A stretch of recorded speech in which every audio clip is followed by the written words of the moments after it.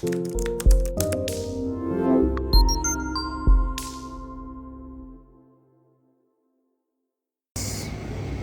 c'est Kelvin Bouija, coordinateur de la Société civile des compatriotes congolais, en sigle SOSICO RDC et chercheur en matière sécuritaire.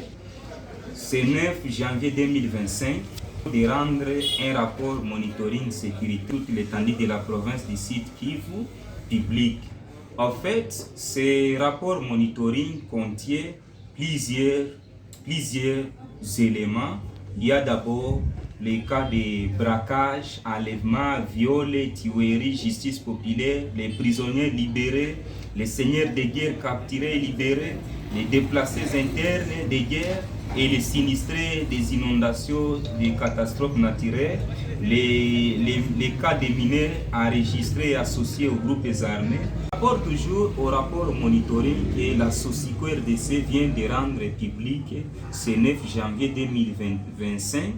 Parce que vous allez comprendre avec moi, dans la ville d'Uvira pour le moment, il y a à peu près plusieurs cas qui sont enregistrés. Il y a par exemple les cas de tracasseries enregistrés par ici, par là. Il y a à peu près 3600 cas enregistrés durant toute l'année. À part ça, il y a aussi les ménages des déplacés et sinistrés enregistrés durant toute l'année, à peu près 9000 ménages de déplacés.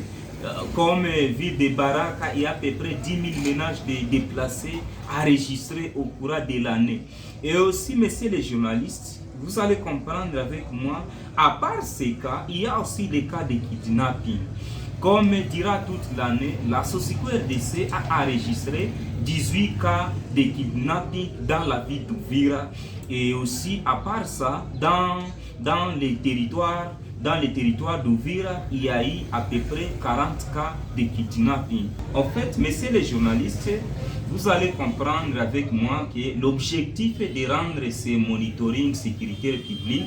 C'est juste interpeller toutes les autorités locales et sécuritaires de mettre toutes les stratégies et mécanismes en application en fait de sécuriser les paisibles citoyens et c'est bien, car les habitants ne peuvent pas continuer toujours à émerger, à s'investir dans des projets de criminalité, mais plutôt un milieu peut être développé par les projets de développement, messieurs les journalistes, parce qu'à part ça, vous allez comprendre avec moi, souvent il y a plusieurs cas de violations des droits humains, il y a des tracasseries au checkpoint, aux barrières.